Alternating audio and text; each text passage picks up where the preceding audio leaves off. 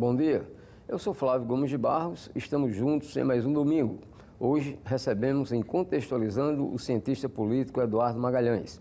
Ele é professor aposentado da Universidade Federal de Alagoas e tem 2 títulos de PhD nos Estados Unidos, onde morou durante 16 anos. O professor Eduardo vai nos falar sobre a política local e também sobre o contexto político internacional. Bom dia, professor Eduardo, bem-vindo mais uma vez aqui a Contextualizando. Com muito prazer aqui para discutirmos Vamos conversar, coisas difíceis. Começar a conversar pelo quadro local. Como é que o senhor avalia esse cenário aqui do estado de Alagoas? Cenário político. Olha, o cenário de Alagoas é muito positivo. O governador tem tido muita habilidade de capitalizar na curiosidade dos alagoanos quanto ao futuro do estado. Tem tido muita sorte, muitas coisas boas têm acontecido no governo dele. É um camarada muito prático, muito objetivo, sabe das suas limitações, sabe das companhias que o cercam e não quer ir além do seu poder, da sua capacidade. E, como resultado, ele tem tido uma administração de razoável para boa. E com toda a pressão de pessoas ao seu lado, ele tem sido capaz de ser ele mesmo, até demonstrado uma independência que eu não sabia que ele teria nas condições em que chegou ao governo do estado. E em nível de Maceió, a gestão do prefeito JHC? Esse rapaz é um fenômeno. Eu, quando o conheci na primeira campanha de deputado estadual, eu pensava que ia ser exclusivamente oba-oba. O tipo de campanha que ele fazia, a presença muito grande de festa, de alegria permanente, de música, de mulher bonita. E eu pensava que seria uma coisa muito passageira, muito efêmera. Mas a cada dia que passa, ele demonstra uma capacidade política muito grande. Ele é muito afável, muito agradável como pessoa.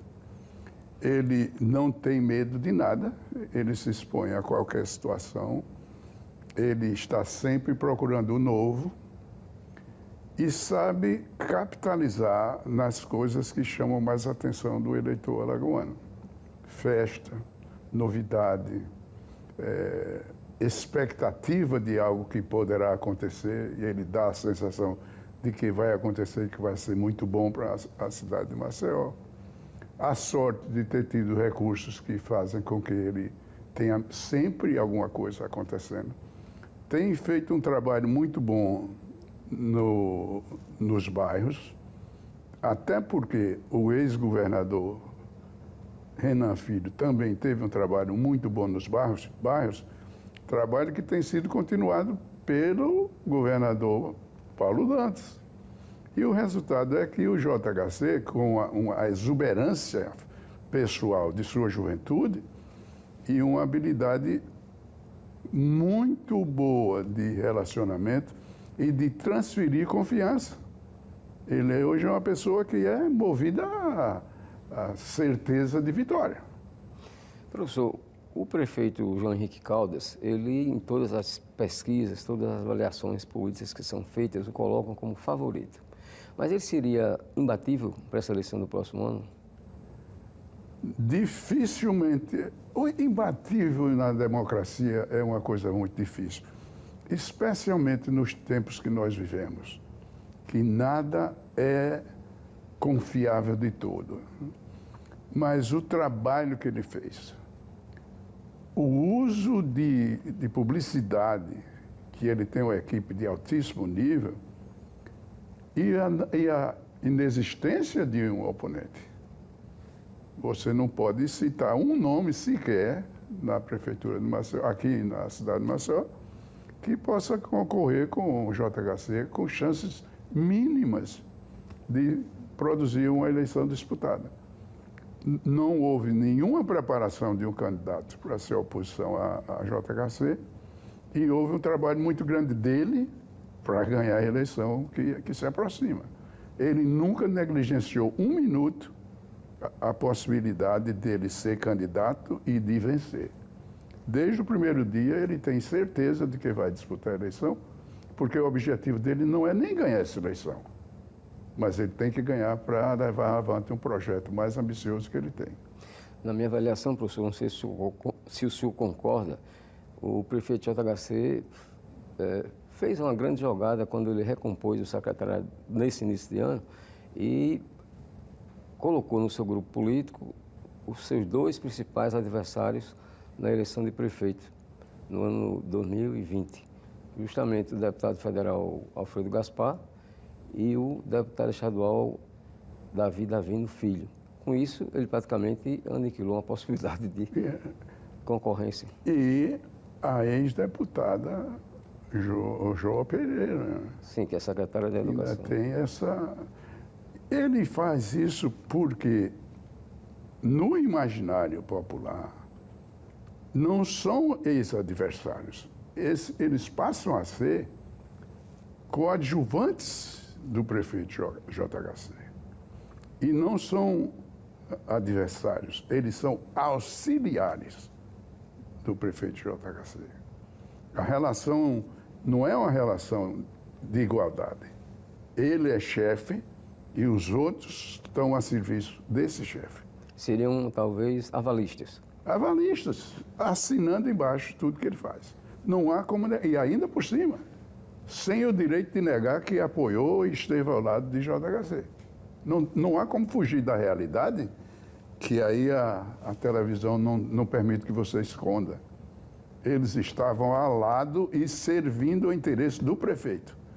Quem manda na prefeitura de Maceió é o prefeito. Quem diz que tem uma figura muito grande, muito importante por trás do JHC, não sabe nada do que é o trabalho desse rapaz. O pai de JHC, por exemplo, não tem nenhuma influência no JHC. JHC, com seus 40 anos de idade, ele tem a mesma competência política do Renan Filho. E esse é o grande adversário dele, do futuro da política alagoana, é o Renan Filho, mais do que o pai já está em fim de carreira. Na sua opinião, professor, já em 2026, caso o prefeito seja reeleito e concorra ao cargo de governador, já seria uma oportunidade de ter um embate entre JHC e Renan Filho para o governo do Estado? Eu não sei se Renan Filho vai querer um enfrentamento com o JHC. O prefeito, o grande objetivo de Renan Filho já não é o Estado de Alagoas. O Renan Filho está fazendo um bom trabalho como ministro. Além de estar fazendo um bom trabalho, ele é muito respeitado entre os seus pares e na política brasileira que não o conhecia. Ele tem uma habilidade... Olha, ele deu uma entrevista no Roda Viva que parecia um político que tinha sido governador de todos os estados do Brasil.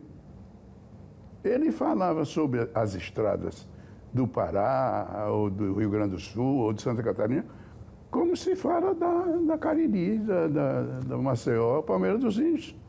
E não era só falando sobre o tópico, mas era como se fosse com o conhecimento de causa total. Com todos os dados, as distâncias, as cidades que passam. Ou seja, o trabalho de casa, o governador Renan Filho está fazendo, o ministro, de tal forma que ele é uma referência dos ministros de trabalho, de ministros que não estão fazendo política no governo do presidente Lula. E isso faz com que querer ser candidato a governador do Estado talvez não seja o objetivo de uma pessoa com potencial de Renan Filho. E outra, Renan Filho foi treinado para ser um grande político. E o grande político, Renan Filho, não é para ser governador do Estado duas vezes. O objetivo dele, o seu objetivo, aquilo que você deseja tocar, alcançar, tem que estar além do que você pode tocar. Renan Filho já pôde tocar o governo do Estado. O alcance agora, que ele não tem ainda, é a presidência da República. Até porque dificilmente o Lula será candidato à reeleição. Dificilmente o Lula será candidato à reeleição. Na volta, a gente continua a abordar esse assunto, professor. Vamos então a um breve intervalo comercial nessa entrevista com o cientista político Eduardo Magalhães.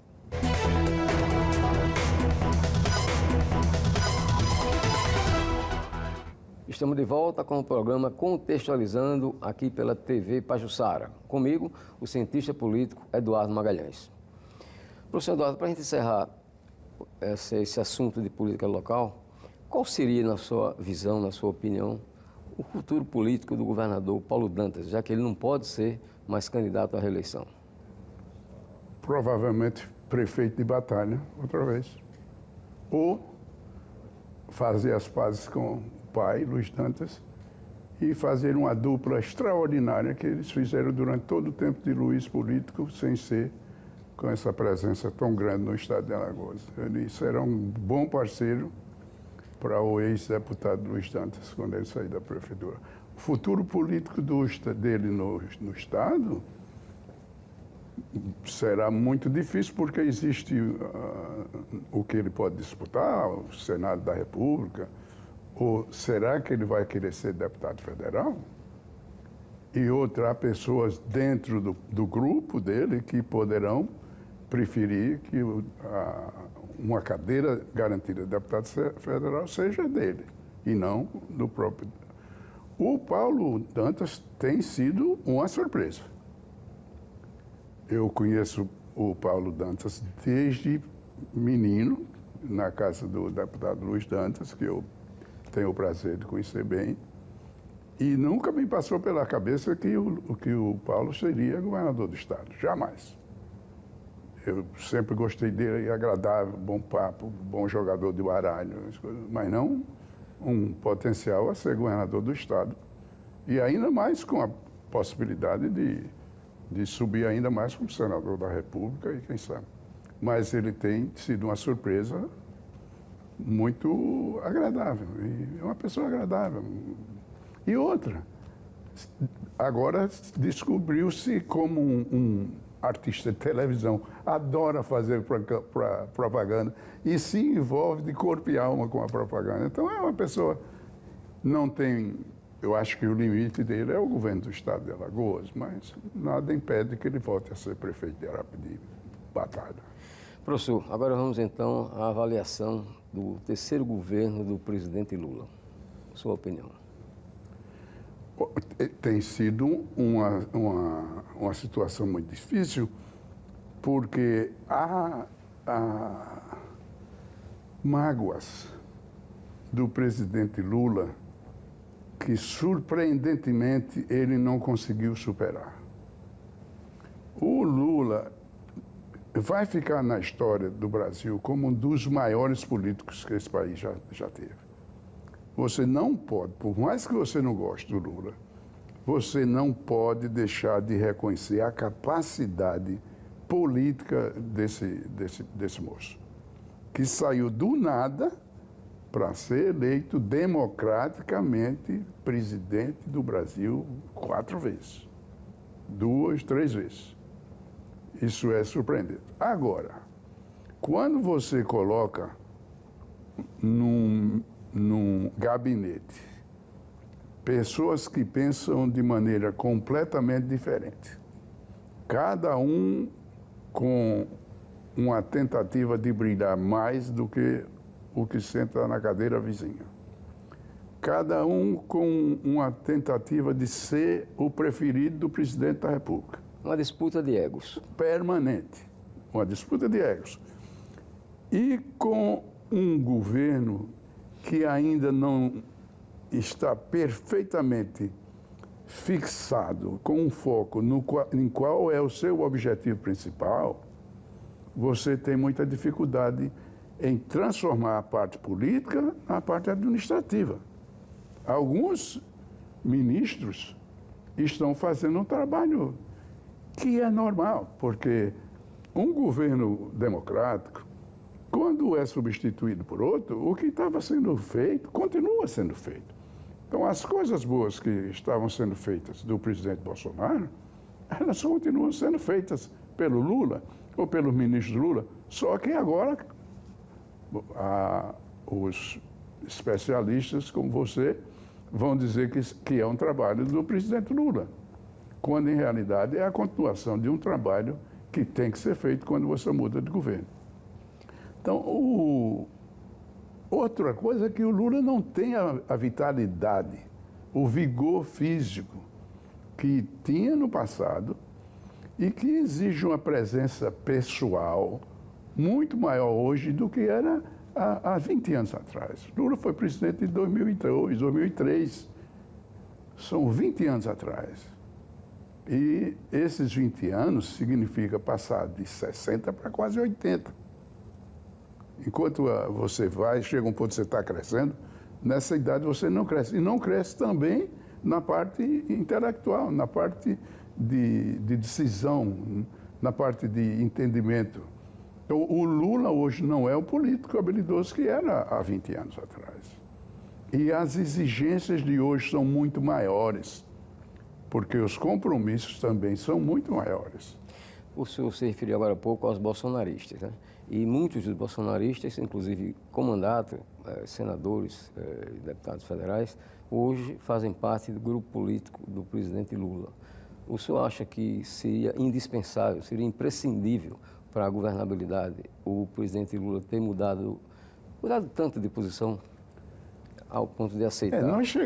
Aí é uma questão. O pessoal do Bolsonaro. Essa é uma questão de como o sistema político brasileiro, a administração pública brasileira, começou a depender da formação de maiorias que politicamente você tem dificuldade de formar, a não ser que você faça negócios.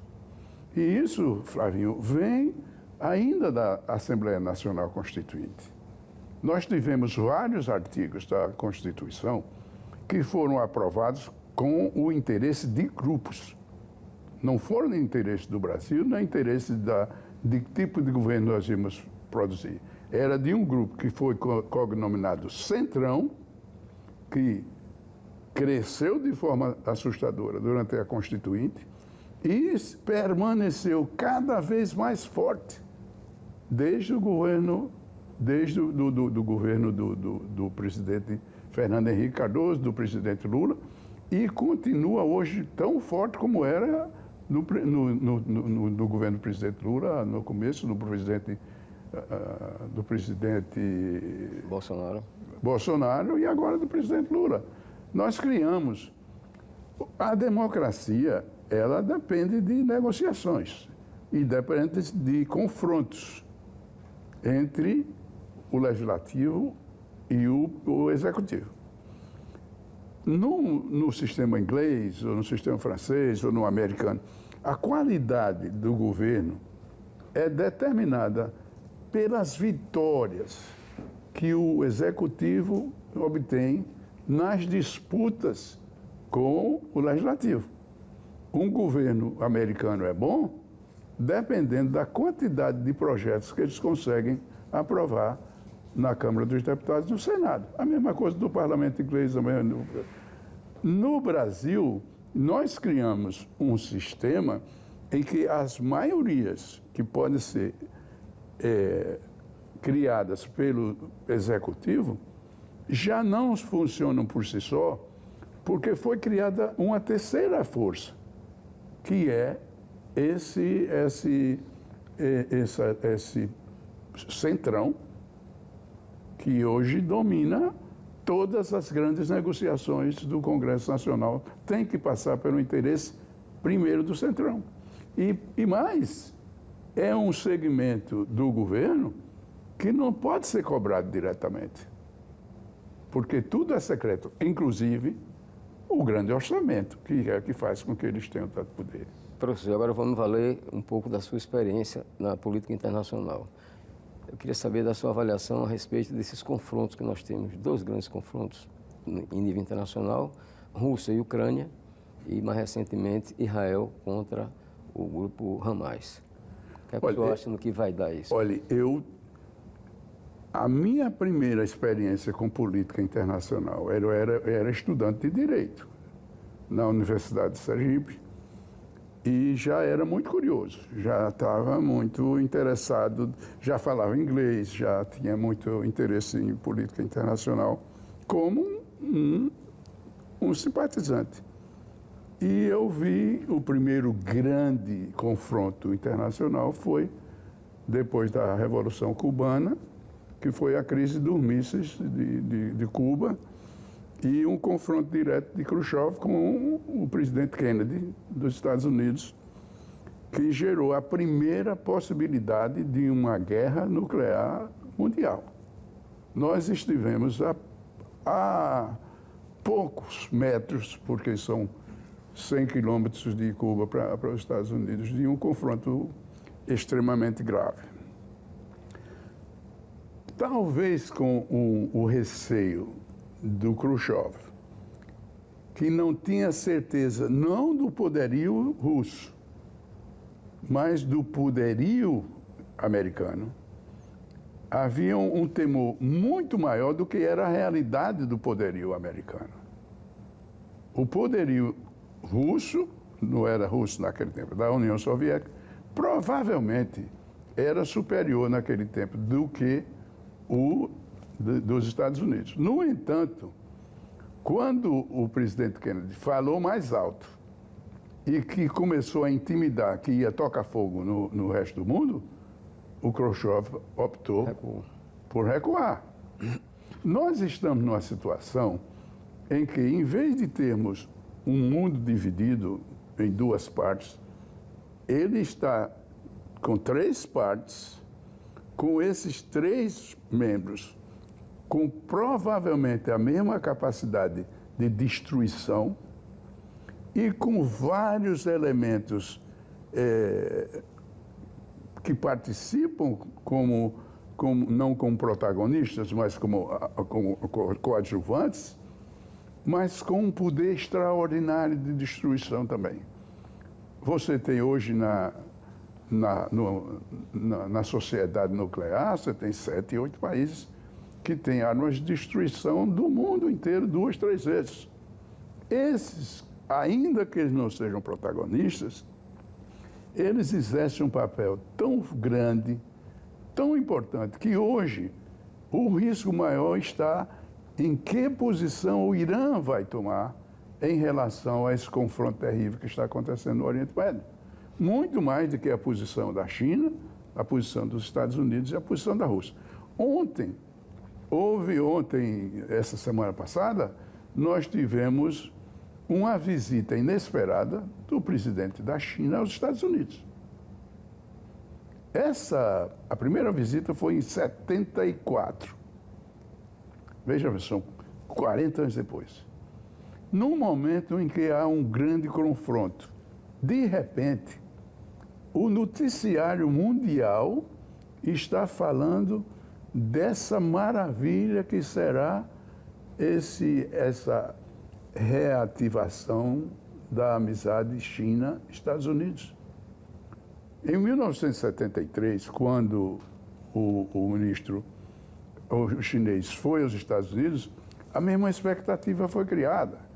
Agora é saber se teremos o mesmo resultado. Bom, para encerrar, vou pedir ao senhor um palpite falando também no cenário internacional, sobre a eleição na Argentina. A Argentina vai perder a conta. Quem que quer que seja eleito. Olha, você eleger um candidato de um governo que foi um desastre, que é o candidato do governo, contra um político que é completamente demente, completamente louco, no momento em que você tem que ter sabedoria, prudência, inteligência, não poderá produzir resultados de expectativa muito altas. Eu não vejo muitas saídas para a Argentina. Vai ficar na dependência, principalmente do Brasil, de permitir que ela tenha uma chance de voltar a crescer. Mas isso é crescer daqui a 20 anos, 30 anos. Qual dos dois seria melhor ou menos ruim para o Brasil? Como eu sou liberal, será que eu sou liberal? Eu acho que o ministro da Economia, mais inteligente depois dos problemas que passou, daria um clima mais moderado na Argentina, clima esse que o país depende muito para ter sucesso mais adiante. Seria, então, mais recomendável para o Brasil a vitória dele? Sem dúvida. Agora, ninguém sabe o que é que o presidente Lula vai pensar. Quem pensava, que entendia como funcionava o pensamento do Lula, está completamente... Ninguém sabe o que o presidente Lula vai pensar. Ele diz tanta coisa que não tem sentido, que você que conhece o Lula, eu conheço o Lula, acompanho o Lula há 40 anos, eu fico impressionado. Esse não é o Lula que eu conheci e que admirei como um extraordinário brasileiro. Então, é muito difícil você...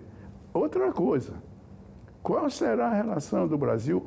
A Argentina, os Estados Unidos estão reativando a Venezuela.